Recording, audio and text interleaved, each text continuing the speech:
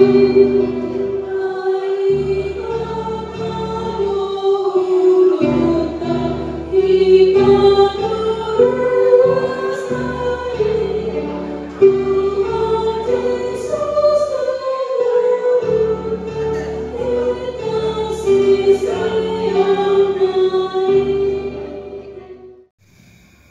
kita berdoa.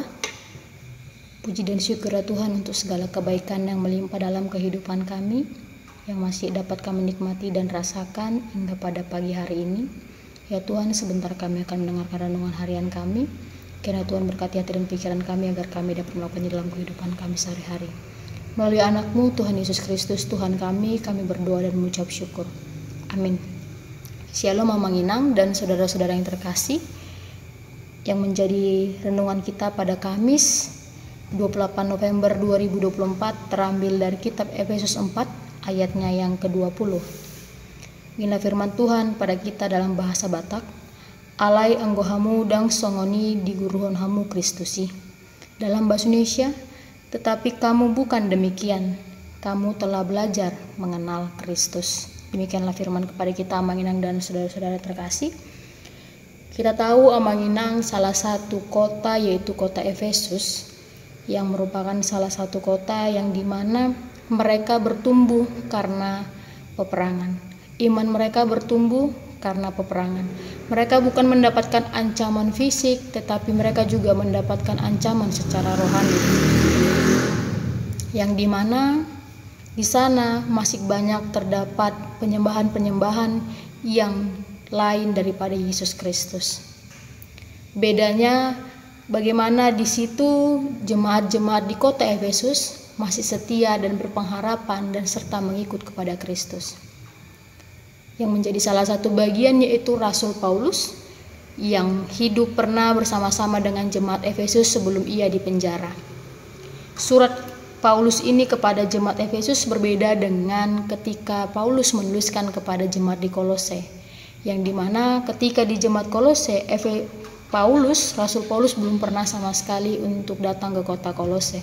Tetapi jemaat Efesus, Paulus sudah hidup bersama-sama dengan jemaat di Efesus sehingga Paulus sudah mengetahui bagaimana kehidupan secara real di kota Efesus.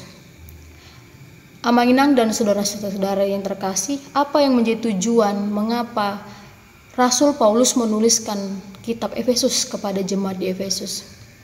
Kita tahu bersama Inang dan saudara-saudara yang terkasih bahwa pada saat itu banyak ajaran-ajaran, salah satunya adalah Artemis yang berhala bukan kepada Kristus penyembahannya. Sehingga isi dari surat-surat kitab Efesus ini adalah tentang peneguhan, tentang bagaimana Roh Kudus menyelamatkan hidup umat manusia, menyelamatkan jemaat Efesus pada saat itu. Ketika Paulus dipenjara, ketika Paulus dalam tantangan, Paulus tetap menuliskan kepada jemaat Efesus untuk mereka tetap mengenal diri mereka, tetap mengenal siapa juru selamat mereka. Secara khusus Efesus 4 ayat 20 yang menceritakan tentang bagaimana cara hidup manusia baru dan hidup manusia lama. Artinya ketika digambarkan manusia lama adalah bagaimana ketika sebagian dari jemaat-jemaat di Efesus yang belum mengenal Kristus pada saat itu, mereka tidak mendengar, tidak mengetahui akan firman Tuhan, tapi mereka hidup dalam penyembahan-penyembahan berhala. Dan hidup manusia baru digambarkan sebagaimana hidup jemaat yang sudah mau mendengar, mengikuti ajaran-ajaran Kristus. Sehingga para Rasul Paulus menuliskan untuk tetap meneguhkan hati jemaat Efesus agar tidak menjadi guntur ataupun menjadi rapuh kembali untuk mengikut ajaran-ajaran yang tidak sesuai dengan ajaran Yesus Kristus. Banyak ajaran-ajaran yang sihir-sihir yang mungkin menghasut kehidupan jemaat Efesus. Tentunya banyak hal yang akan terjadi, banyak iming-iming yang akan diberikan ketika jemaat Efesus jatuh ke dalam dosa kembali atau ajaran-ajaran yang sesat. Mungkin kita bisa bayangkan Amanginang ketika kita menggambarkan hidup kita sebagai hidup yang lama dan hidup yang baru, artiannya ada pembaharuan yang kita alami, ada suatu hal yang baru yang kita lakukan, atau ada suatu hal yang berubah dalam kehidupan kita.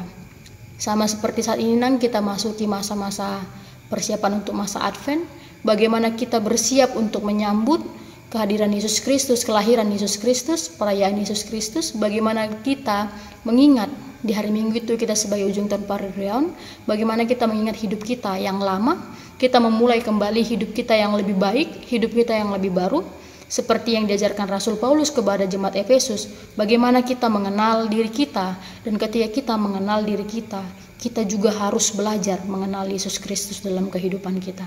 Ketika kita sudah tahu siapa diri kita, tentu kita akan paham dari siapa semua dalam kehidupan kita. Mari Amanginang dan saudara-saudara sekalian, dalam menyambut masa-masa Advent ini, kita mempersiapkan diri kita membaharui diri kita dari kekurangan yang belum kita lakukan, dari hal-hal yang masih belum baik yang kita lakukan, untuk jauh lebih baik agar bisa kita perbaiki dalam kehidupan kita. Sama seperti jemaat di Efesus, mereka tetap mau hidup walaupun mereka mendapatkan banyak tantangan. Di saat itu banyak ajaran-ajaran sihir-sihir yang menghasut mereka, tapi mereka tetap teguh dalam iman mereka. Sehingga Rasul Paulus ingin mengatakan bagaimana fungsi iman mereka pada saat itu, dan dibalikkan juga kepada kita Amanginang dan saudara-saudari, bagaimana fungsi iman kita, pengharapan kita itu berfungsi. Jangan sampai kita mau mengikut-ngikut ataupun kita tetap menjadi manusia yang lama. Manusia lama dan manusia baru kita gambarkan bagaimana kehidupan kita menghadapi perubahan-perubahan, kehidupan kita jauh lebih baik dari hal yang lama. Kita mau berubah untuk menjadi yang lebih baik. Kiranya Amanginang melalui nats kita pada pagi hari ini, kita bisa belajar untuk menjadi pribadi yang lebih baru, pribadi yang mengenal Yesus Kristus, lebih mengenal Yesus Kristus bukan hanya sebagai sebatas mengenal saja, tapi mendalami fungsi iman kita bersama dengan Yesus Kristus. Karena hanya Yesus Kristuslah yang memberikan kepada kita penguatan segala sesuatu yang terjadi dalam kehidupan kita sehari-hari. Kiranya Amanginang, segala aktivitas kita sepanjang hari ini, Tuhan Yesus yang memberkati kita semua. Amin. Kasih karunia dari Tuhan Yesus Kristus, serta kasih setia Allah Bapa, dan persekutuan Roh Kudus, memberkati dan menyertai kamu sekalian hari ini, esok, dan sampai selama-lamanya. Amin.